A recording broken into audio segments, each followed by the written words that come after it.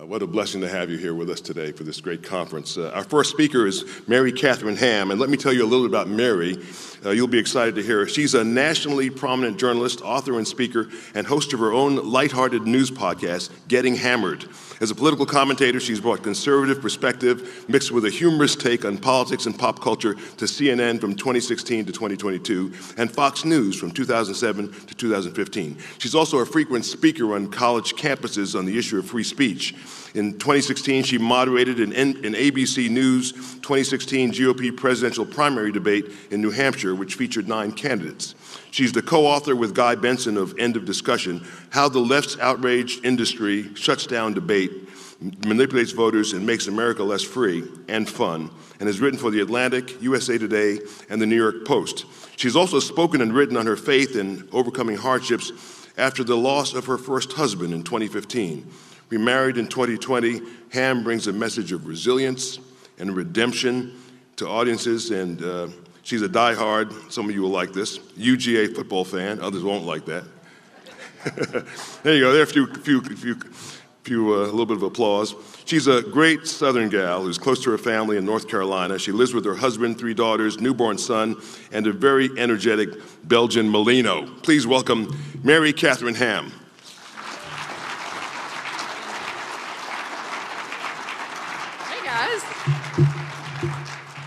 Thank you for that very generous introduction, which I need to update because my newborn is gigantic now. He's 1 year old.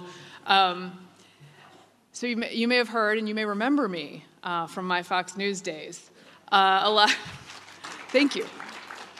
A lot of people get confused because they're like, did she retire? What happened to her? And the answer is that I changed channels, but you never did. And I did a lot of hard work over at CNN for many years, staying conservative in all those rooms with all those crazy people who looked at me like I had a third eyeball when I told them, like, hey guys, I don't know if this Russia thing you're talking about is real. It seems kind of fake. It turns out that being right didn't really do me a lot of good over there. But I did enjoy trying to get the message out to people. Today is my birthday, by the way.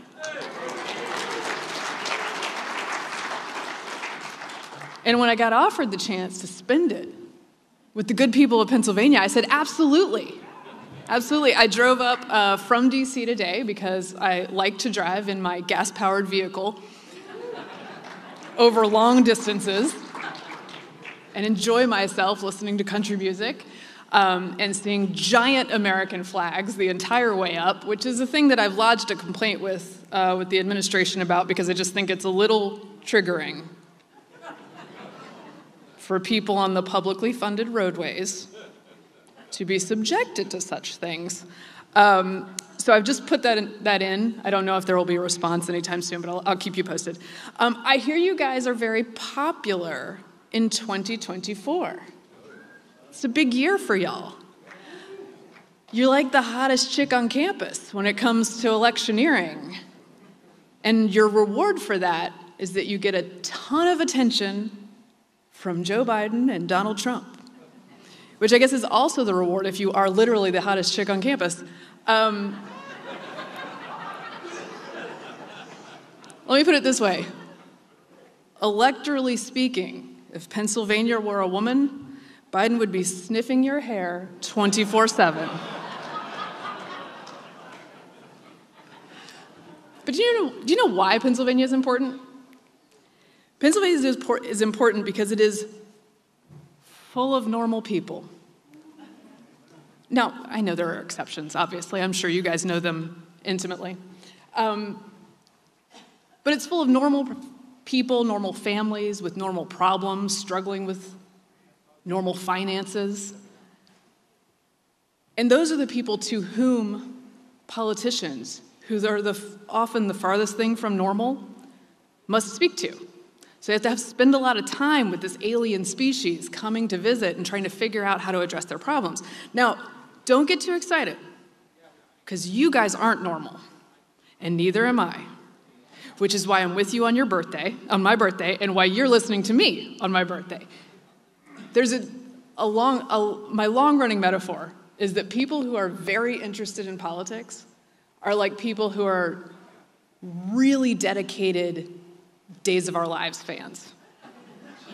Or if you prefer a different metaphor, really dedicated pro wrestling fans, right? You know every day's story. You know every week's scenario. You know every villain and every hero and how they match up and what their strengths are, right? And you're telling your normal friends every day, oh, no, what's happening on Raw or what's happening on Days of Our Lives is super important every day. And they're looking at you like, I don't know, I feel like if I tune in every 4 years, it's going to be fine, and I'll understand it, right? You guys know this feeling. Part of my job at CNN, and I hope in my career, but particularly at CNN, was to be as close to normal as possible. Normie adjacent. I'm a mom. I got 4 kids.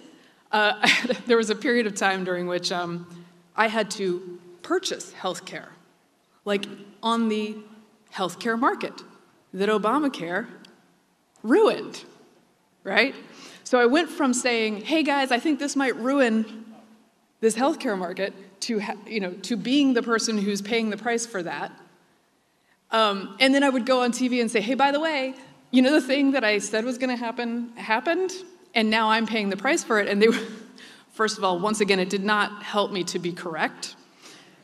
They frown upon that over there. Second of all, they would look at me like, wait, you purchase healthcare? None of them have ever been anywhere near the private healthcare market, right? They've always been on employer healthcare. They have enough money that they don't have to worry about this. They don't have several kids that they're having to privately fund healthcare for and find solutions. So they're baffled by this.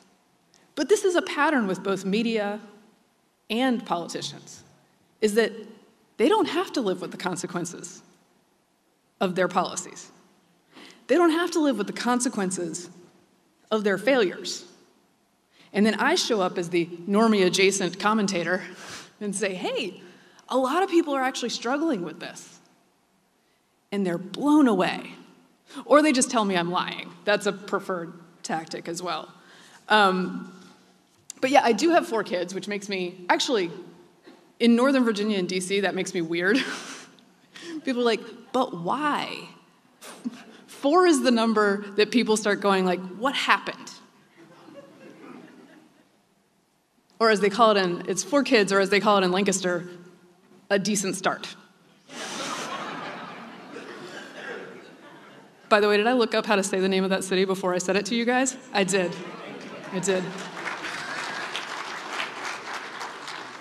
I do my homework, guys. Unlike your politicians. Okay. But parenting is a bit like being an engaged voter, an activist, as I know that all of you guys are. Okay? Let me give you a story. We just got back from Easter, had a lovely trip down to North Carolina. Lots of good Southern food, including my birthday pie, which my mother made for me. I'm not a cake person. I know. It's probably a bad opinion. Don't cancel me. I prefer pie.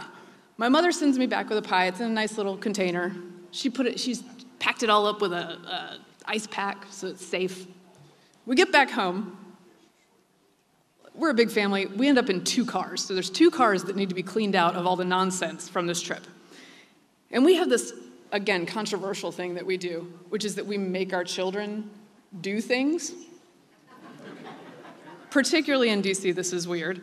But they have working arms and legs. So we send them out to the car, the 10 and 8-year-old, to clean out the 2 cars, bring everything in, get the trash out, even do a little vacuuming. That's right.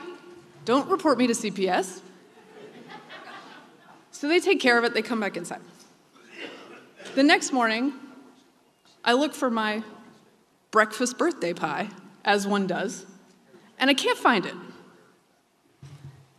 And the first thing I do, which, look, to be fair, he has a really big sweet tooth. But any of you who are married will understand this impulse. The first thing I do is, Steve, did you throw my pie away? It's my husband. Did you eat my pie? He did not. So he says, send the kids outside, see if it got left in the car. So I send the kids outside. Turns out the Jeep had been left mid-clean with a door wide open, birthday pie in a container on the ground with like 1 or 2 other items. Now, everything looks safe. The birthday pie container has not been breached. They bring it inside, they shut the door, they explain to me what happened, and I say, well, I'm obviously still eating this pie because inflation is insane, and I can't buy the ingredients for this again. And that's almost the end of the story, but not quite, because my husband gets in the car to go to the gym, and it turns out that a neighborhood kitty cat seeking warmth in the night. Oh, I should note that the pie was outside, but it was like plausibly refrigerated out there. It was about 40 degrees out. Has crawled into the car and done some business on the back mat. Now, we have all-weather mats, so this was solved fairly quickly. But it reminded me of the fact that unless you supervise them closely, if you hand off responsibility to your political leaders, they will take both your simple pleasures of life, your birthday pie, and your expensive goods, like your Jeep, or 1/3 of your income in your taxes, and leave them totally unsecured and let a cat pee on them. And I'm not sure what that last part means in the metaphor, but just stick with me. When parenting, however, thank you, she said, it stinks. When parenting, we dealt with this in a normal way, which is that we ask somebody to take responsibility for this. We discipline them to some extent. We clean the mess and sort of live with the consequences of the fact that we handed off this responsibility. We solve the problem and we put in safeguards for the future. Because I don't want the door wide open, like a certain border. I don't want the door wide open so that anyone can come in and ruin my stuff. I want the people that I've put in charge of this thing to do it well and to learn that there are consequences for the actions. This is common sense, right? Except, as I'm sure you guys know, common sense is not that common. And it feels like lately it gets more uncommon the more educated you are and the more powerful you are. So for instance, there's this guy, Bob Casey. Do you guys know him? That's good because no one else does. It's like if a piece of furniture were a senator. But that other senator, though, is not like a piece of furniture. It's very noticeable from the state of Pennsylvania. I was hearing him talk about greedflation and shrinkflation, which, by the way, are terms that roll off the tongue as well as Bidenomics. Like, well done, guys. Did you see, by the way, that Americans for Prosperity bought Bidenomics.com? Like, speaking of common sense, you guys that was your decision to make it Bidenomics. Buy the URL. That would have been like a week-long story if Trump had dropped the ball on something like that, by the way. So he's talking about greedflation. My husband, by the way, who's like sort of center-right but more normie than we are, he's not super into politics. He called the State of the Union the air in your chip bag speech. One of the great moments in American oratory. The problem with all of this, first of all, speaking of parenting, is that Casey is less economically literate than my 10-year-old. But what he's telling you, and what all these guys are going to try to tell you, as they always do, is, I know you know I made this problem. I was part of the problem with inflation. Like, they know that in their heads, and they know you know that the trillions of dollars they spent caused this problem. But with government and with our liberal friends, the answer is always, I'm taking absolutely no responsibility for that. And then what I need from you is more of your money so that I can solve it for you. That's the plan. That's the pitch. And I've been around long enough, frankly, my 10-year-old has been around long enough to know that pitch doesn't work out in the end. I was listening on the way up here to a Chuck Todd, don't hate me, a Chuck Todd podcast. I was kind of thinking I could just skip past the bias and hear the Senate preview, right? That's what I was hoping for, because he knows stuff about the state of the races. But their panel, in getting there, I'm going to be polite about this, was so delusional that I couldn't even get past it to the politics part. And this is where, again, like parenting, the key to winning in politics is to be a weirdo. But as I remind my children when we go out in public, can y'all please act normal? Can y'all please act normal? Right? I know you guys have said it to your children before. Or maybe your spouse. I don't judge. But that's the key. And so many people cannot act normal. So I'm listening to this panel, and they're noodling on it, guys. They're very confused about how everything, the economy, employment, is going gangbusters. And the American people are just not getting the message. They're just not getting the message that, like Casey would have you believe, it's corporate greed that did this, not trillions in government spending. By the way, just one question on the economic front there. If indeed it's corporate greed, were they not greedy 4 years ago? Like they just decided to be greedy now? Because I'm pretty sure if you check Casey's press releases, he probably thought they were greedy then. So how does that work? But they really can't figure out why people aren't getting the message about how amazing this is. And their options are, well, I guess maybe Biden's just not selling it well enough. You know, because he's got all these accomplishments, and they're laying out all the things that everyone thinks are the problem. The CHIPS Act, the Inflation Reduction Act, which was not designed to reduce inflation at all. Then they're like, well, maybe he's just not seen out there enough. He's not energetic enough being in public, being on the trail. Lucky for you guys, less hair sniffing. He's not energetic enough. No one ever considers, maybe people aren't helped by all of these solutions that end up costing them so much money. Maybe they're actually hurting. Maybe it's not just a feeling. And I know they're hurting because I look at our grocery bill, and I know that we are more fortunate than so many American families. And when I look, I call it my bacon index, like we can afford that anymore. When I look at the price of bacon over the past 4 years, I go, I can't imagine how people are feeding their kids on a regular basis. I'm going to steal a quick anecdote from my friend Guy Benson, who had an encounter with an Uber driver in Milwaukee. African-American woman, Milwaukee Uber driver. This is a Democrat through and through, right? Working class Democrat voter. And she has him in the back of the car, and she asks, are you here for the debate? He says, yes, and they get into a conversation. And she tells him all about how, she doesn't like Trump. She's like checking the boxes. And he's like, okay, just listening, friendly.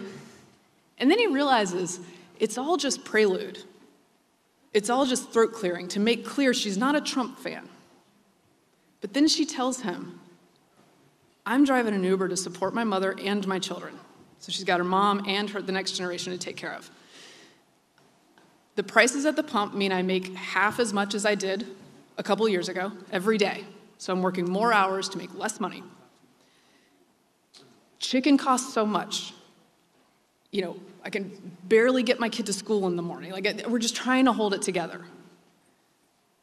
And in the end, and it sounds like a campaign commercial, it sounds like it's made up. But she tears up and she says, I'm not going to vote for Trump, but I got to admit that things were better a couple of years ago. And then she says, we can't take much more of this. Now that is a normal person with normal problems. And if Biden and Democrats do not address those things, they will lose those voters. Those voters might not cross over, but they will lose that vote to staying home in frustration, which is, I think, what you're seeing now. And their insistence on telling voters like that they're not feeling what they're feeling, is an opening for freedom, for less chaos. Because when they make the pitch to me, look, let's be serious. Donald Trump ain't normal either. Okay? Like, we all know that. But there's an argument that he can make that, like, your normal problems were less big when I was here.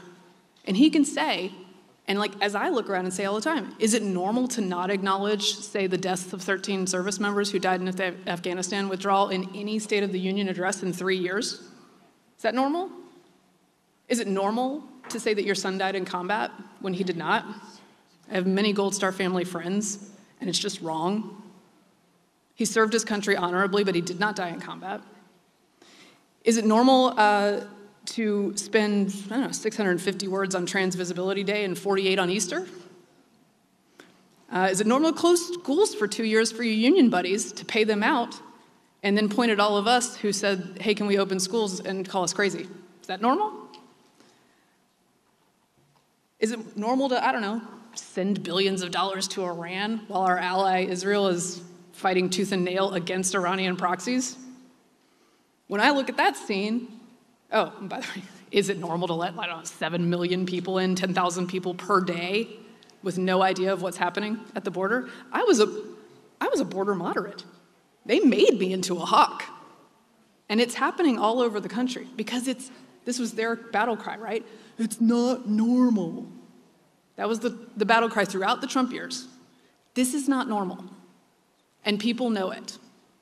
And they're reacting to it. So, moving forward in 2024, can we please act normal? Because that is the key to appealing to regular voters, which is what you must do to win. And we've got plenty of open places to do it, right? Montana, even Maryland, by the way, where Larry Hogan is running and is going to make them spend money there. West Virginia, here. But it is contingent upon that. It's contingent about doing the easy stuff, on blocking and tackling.